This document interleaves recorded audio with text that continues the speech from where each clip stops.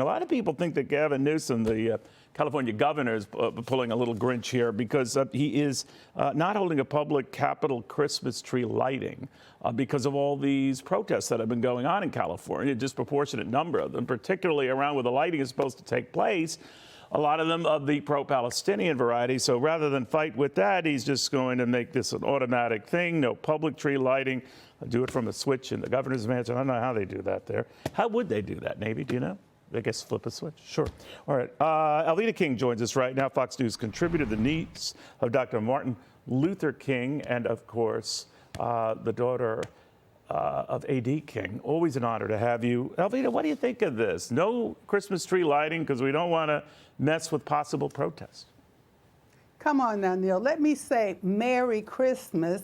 And if the governor hears that, he'll probably go into a panic. And he is being a Grinch. He really is Mr. Grinch, governor, in that, okay, Merry Christmas. We have our traditions. We have our Christmas trees, and that's okay. So if he's in abject fear and terror of protesters, or if he wants to have crazy compassion and respect, he doesn't even say which protesters or what protesters. So you throw out a whole tradition that impacts the economy as well, because if people are sad or afraid and they don't want to do their Christmas shopping, not that I'm saying that we should just be so concerned about buying presents and all that, we do that. But the spirit of love and compassion is connected to it. So he is being a Grinch. It makes no sense, Neil. I was surprised by it. I mean, we're looking at images from last year when he did. Of course, we didn't have protests going on at the time. I get that. Maybe he's concerned, looked at what happened in New York when they lit the Rockefeller Center Christmas tree here. There were pro-Palestinian groups protesting. It did, lead to a little raucous affair. It obviously disrupted somewhat the lighting, but kids still enjoyed the big event. Santa was there. Yeah. So that people got through this and dealt with this, not happily, I might point out, but to avoid that or to try to get away from that for fear of something like that being repeated, don't you more or less give in to the hate?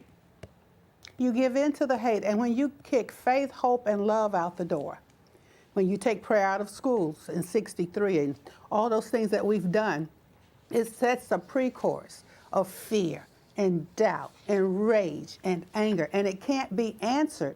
The only answer, and you've heard me say this many times, many ways, from my dad, A.D. King, Daddy King, my granddad, Martin Luther King Jr., it's got to be faith. It has to be hope. It has to be love. So if you tear down our real traditions, not just a Christmas tree, but when you tear down America's real traditions of faith, of charity, of generosity, of morals and values, when you take those away, you are going to have all the protests and everything. And don't tell me it has something to do with poverty.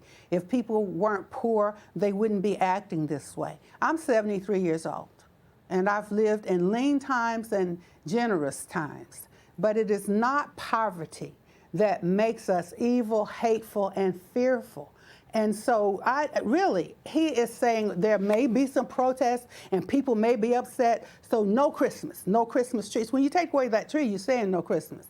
When you take away Jesus Christ and the story of Christ, the truth of Christ, there is no Christmas. And so that's absolutely what he's saying. And are people rolling over and accepting it? Yeah, you're right. It does, to hearken to the significance of your remarks, so me of Rudolph the Red-Nosed Reindeer, when Santa wanted to cancel Christmas because of a little snow and ice, that was a separate issue. And someone told me apparently it was not quite presented the way it should have been. But I do want to ask you this in your wonderful family, because there are those of all political views. And one of the things I find so uplifting about your family, and you in particular, Alveda, is those are all put aside. You get together, you have a wonderful holiday together. You're not throwing food at each other. You have your disagreements, never disagreeably. That's the way it should be, all the time, not just at the holidays. Well, to my own family and then to my extended family, we do not argue and fuss and debate over politics. Don't let politics divide you. I was with a group of women yesterday called She Leads. She Leads America, She Leads Georgia. We have different political views. We have different skin color. We have different philosophies. and we have different shoe sizes. But we did not fight, we did not argue, and we were able to find a conversation and an opportunity to celebrate faith, to celebrate hope, celebrate love. And when we do this, we don't have to be afraid. I hope somebody sends this to Governor Grinch Newsom. I really do. I do. Alveda, you're the best. Always enjoy and get a lot out of talking to you. So do our viewers, for good reason. Thank you, my friend. You are a good Merry Christmas. Merry Christmas to you, Alveda Yeah. King. That, my friends, is a genuine article. We will have more after this.